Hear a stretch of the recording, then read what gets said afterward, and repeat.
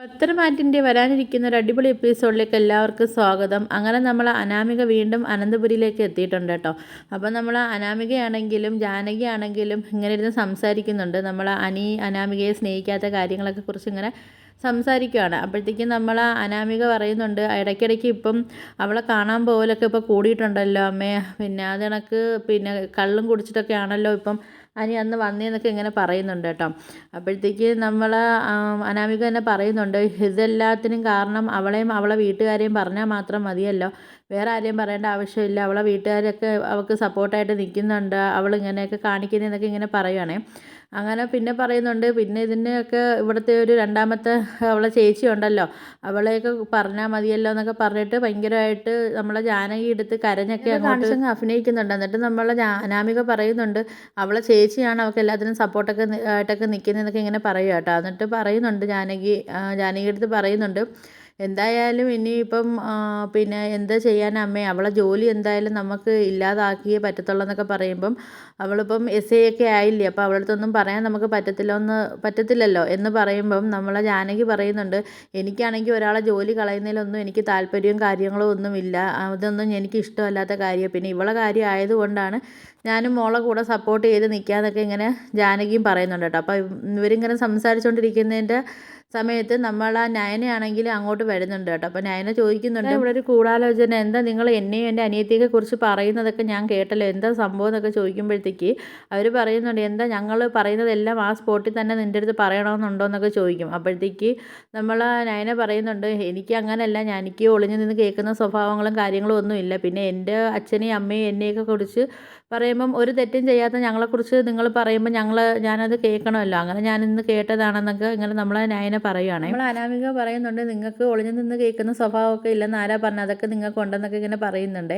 എന്നിട്ട് നിങ്ങൾ അച്ഛനും അമ്മയും തെറ്റ് ചെയ്തിട്ടില്ല എന്ന് നിങ്ങൾ താര് പറഞ്ഞിട്ടുണ്ട്, അവരാണ് ഏറ്റവും വലിയ തെറ്റ് ചെയ്യുന്നതും എന്നൊക്കെ ഇങ്ങനെ നമ്മൾ അനാമിക ഇങ്ങനെ അനാമിക പറയുമ്പം അതിനൊത്ത് തന്നെ നമ്മളെ ജാനകിയും അനാമികയ്ക്ക് സപ്പോർട്ടായിട്ട് നിന്ന് പറയുന്നുണ്ട് കേട്ടോ. അപ്പം നമ്മളെ നയന പറയുന്നുണ്ട്, നീ എന്നെ കൊണ്ടൊന്നും പറയിപ്പിക്കേണ്ട, ആരാണ് തെറ്റ് ചെയ്തതെന്നും ഇപ്പം ആരാണ് തെറ്റ് ചെയ്തുകൊണ്ടിരിക്കുന്നതെന്നും എല്ലാം എന്നെക്കൊണ്ട് തെളിവ് സഹിതം നീ എന്നെക്കൊണ്ട് പറയിപ്പിക്കരുതെന്നൊക്കെ പറയുന്നുണ്ട് കേട്ടോ. അപ്പോഴത്തേക്കാണെങ്കിലും നമ്മൾ അനാമിക ആണെങ്കിൽ ആകെ പേടിച്ചൊന്ന് നിൽപ്പുണ്ട്. നമ്മൾ അനാമിക ആണെങ്കിൽ ഒന്ന് പേടിച്ചൊക്കെ നിൽപ്പുണ്ട് കേട്ടോ. ഇനി ഇവിടെ എന്തെങ്കിലും കാര്യങ്ങളൊക്കെ അറിഞ്ഞിട്ടുണ്ടോ എന്നൊക്കെ ഉള്ളൊരു പേടി നമ്മൾ അനാമികയ്ക്ക് ഇങ്ങനെ ഉണ്ട് മനസ്സിൽ. അപ്പോഴത്തേക്കും നമ്മൾ ജാനകി പറയുന്നുണ്ട്, നീ എന്താ പറയുന്നത്, ഇവിടെ ആരെന്ത് ചെയ്തെന്നാണ് പറയുന്നത്, ഞങ്ങളാണെങ്കിൽ തെറ്റോ കാര്യങ്ങളോ ഒന്നും ഞങ്ങൾ ചെയ്യുന്നില്ല, അതൊക്കെ നിൻ്റെ അനിയത്തിയും പിന്നെ എൻ്റെ മോനെന്ന് പറയുന്നുണ്ടല്ലോ അവനുമാണ് ഇപ്പോൾ ചെയ്തുകൊണ്ടിരിക്കുന്നതെന്ന് പറയും. അപ്പോഴത്തേക്കും നമ്മൾ നയന പറയും, നിങ്ങൾ ആവശ്യമില്ലാതെ എൻ്റെ അനിയത്തി പറയേണ്ട ഒരു ആവശ്യമില്ല, കാര്യം വെച്ചാൽ നിങ്ങളെ മോനാണ് ഇപ്പോൾ എൻ്റെ അനിയത്തിയുടെ പിറകെ നടക്കുന്നത് എന്നൊക്കെ ഇങ്ങനെ നമ്മളെ നയനയും കുറച്ച് ചൂടായൊക്കെ സംസാരിക്കുന്നുണ്ട്. നമ്മൾ നയനയ്ക്കാണെങ്കിൽ ദേഷ്യം വന്നിട്ട് നയന പറയുന്നുണ്ട്, നിങ്ങളെ മോനെ ആദ്യം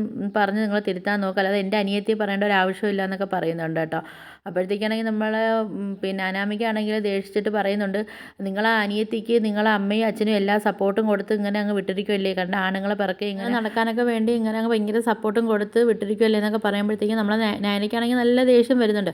അപ്പോൾ നയന തിരിച്ച് പറയുന്നുണ്ട്, അത് എൻ്റെ അച്ഛനും അമ്മയും അല്ലടി, നിൻ്റെ അച്ഛനും അമ്മയായിരിക്കും ചിലപ്പോൾ നിന്നെ അങ്ങനെയൊക്കെ പഠിപ്പിച്ച് വിട്ടിട്ടുള്ളതെന്നൊക്കെ പറഞ്ഞിട്ട് നയനയെ നല്ല രീതിയിൽ സംസാരിക്കുന്നുണ്ട്. പറയുന്നുണ്ട്, നിൻ്റെ അമ്മ നിന്നെ അങ്ങനെ പഠിപ്പിച്ചിട്ടുള്ളതുകൊണ്ടാണല്ലോ നീ ഇപ്പോൾ അങ്ങനെ ചെയ്തുകൊണ്ട് നടക്കുന്നത്, ഇങ്ങനെ അഴിഞ്ഞാടി നടക്കുന്നതെന്നൊക്കെ പറയുമ്പോഴത്തേക്ക് ജാനകിക്കാണെങ്കിൽ നല്ല ദേഷ്യം വന്നിട്ട് ജാനകി പറയുന്നുണ്ട്, നീ എന്താ എൻ്റെ മരുമോളെ കുറിച്ച് പറഞ്ഞത്, എൻ്റെ മരുമോൾ അഴിഞ്ഞാടി നടക്കുന്നതാണോ നീ പറഞ്ഞത്, എൻ്റെ മരുമോൾ അങ്ങനെയൊന്നുമല്ല, അവളെ നല്ല രീതിയിലാണ് അവളെ അച്ഛനും അമ്മയും അവളെ വളർത്തി വിട്ടിരിക്കുന്നതെന്നൊക്കെ ഇങ്ങനെ പറയും, എൻ്റെ മരുമോൾ അങ്ങനെ തെറ്റും കാര്യങ്ങളൊന്നും ചെയ്യത്തില്ല എന്നൊക്കെ ഭയങ്കരമായിട്ട് വാദിക്കുകയാണ് കേട്ടോ നമ്മളെ ജാനകി. അങ്ങനെ നമ്മളെ നയന ചോദിക്കും, നിങ്ങളെന്താ എന്നെ വെല്ലുവിളിക്കുകയാണെന്നൊക്കെ ചോദിച്ചിട്ട് നമ്മളെ നയനയാണെങ്കിൽ അനാമികയുടെയും കാമുകൻ്റെയും ഒരു ഫോട്ടോ എടുത്ത് കാണിക്കുന്നുണ്ട് കേട്ടോ. അപ്പോൾ അതിനകത്താണെങ്കിൽ അവരടുത്തിരുന്ന് സംസാരിക്കുന്നതൊക്കെ രീതിയിലുള്ളതും ഒരു കെട്ടിപ്പിടിച്ചൊക്കെ ഇരിക്കുന്നുള്ളൊരു ഫോട്ടോയൊക്കെയാണ് അതിനകത്തുള്ളത് കേട്ടോ. അപ്പോൾ ആ ഫോട്ടോ കണ്ടിട്ടാണെങ്കിൽ നമ്മൾ അനാമികയാണെങ്കിൽ ഞെട്ടിത്തിരിച്ച് നിൽക്കുക കേട്ടോ.